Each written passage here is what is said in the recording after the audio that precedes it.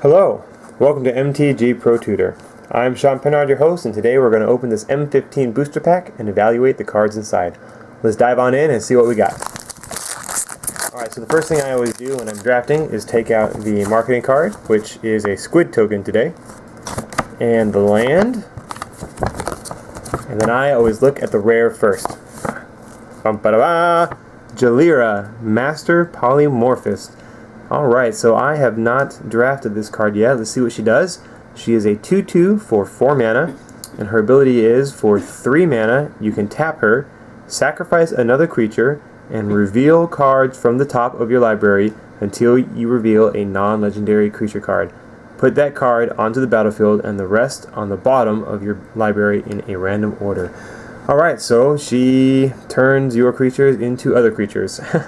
And it's a gamble, really, because you don't know if you're trading up or trading down. Now, if you build your deck right, and most of your small creatures are on the field already, then you can use her to safely hit one of your bigger creatures. So I like her, and this we really need to kind of build around for sure. It'll take some skill, it'll be a challenge, but I think she'll be my first pick. So let's see what else this pack has to offer and evaluate them against Jalira. Fugitive Wizard. So she's a 1/1 for 1, which is not good. However, she might be good cannon fodder for Jalira here. Using Jalira to upgrade your Fugitive Wizard into pretty much anything else is good to go. Hammerhand gives your creature +1/+1 and haste, and target creature can't block this turn, so that's useful. Divine Favor, it only fits in. It's better in certain decks. Decks that have a Johnny's Pride mate, for example, this is better in. It doesn't do much. It gives +1/+3 and gives you 3 life, but generally speaking, be careful with putting too many enchantments in your deck, because if you lose the creature with the enchantment, then you just got 2 for 1. Nimbus of the Isles, perfectly reasonable, perfectly playable card, a 3/3 flyer for 5 mana.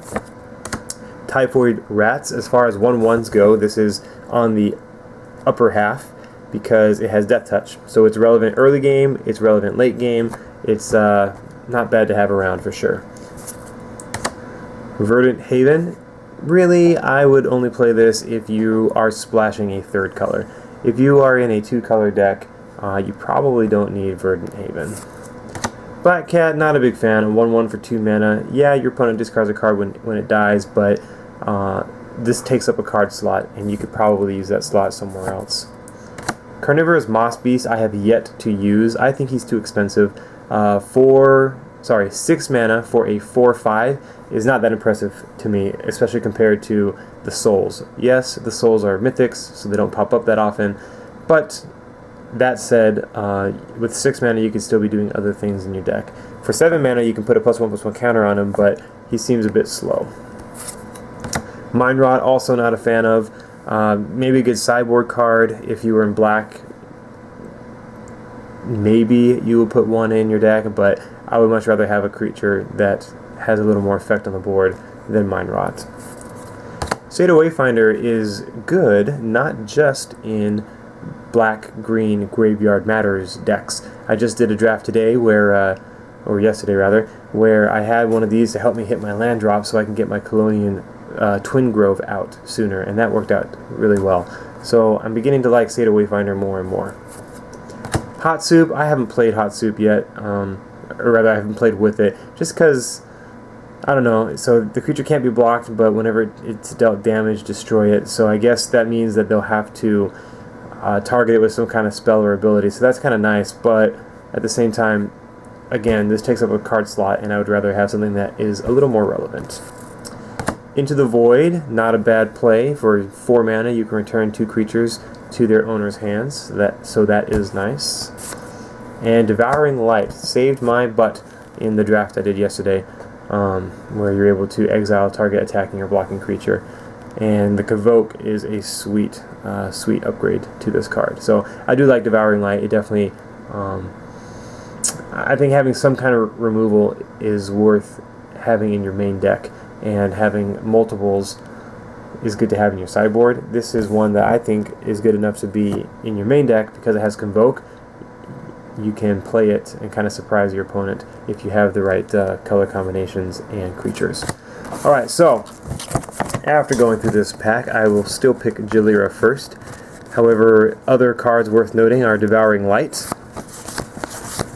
and Nimbus of the Isles is pretty good. Yeah, so Jalira is definitely the #1 pick in this pack. I'm excited to draft her and yeah, see what we can do. You're going to want some big creatures that you can morph into and some small creatures that you can use as cannon fodder. So I'm pretty sure this Fugitive Wizard is going to come back around. So that's pretty cool. You can put her in the deck and use her specifically as a way to get a bigger creature out. Maybe going blue-green and trying to ramp into Jalira is not a bad way to go, so you can get her out earlier. Big creatures worth getting. Let's see. Well, it would be nice to turn your Fugitive Wizard into a Nimbus of the Isle, right? That'd be kind of cool. What else? In this pack, that's pretty much it. But think if you got one of the Souls or any of the other bigger creatures, that'd be really sweet. So I like Jalira a lot. I think it's really fun. Again, when you draft her, you're going to want to look for big creatures to morph into and smaller creatures that you don't mind losing. So, thanks so much for joining me today. Please leave a comment below.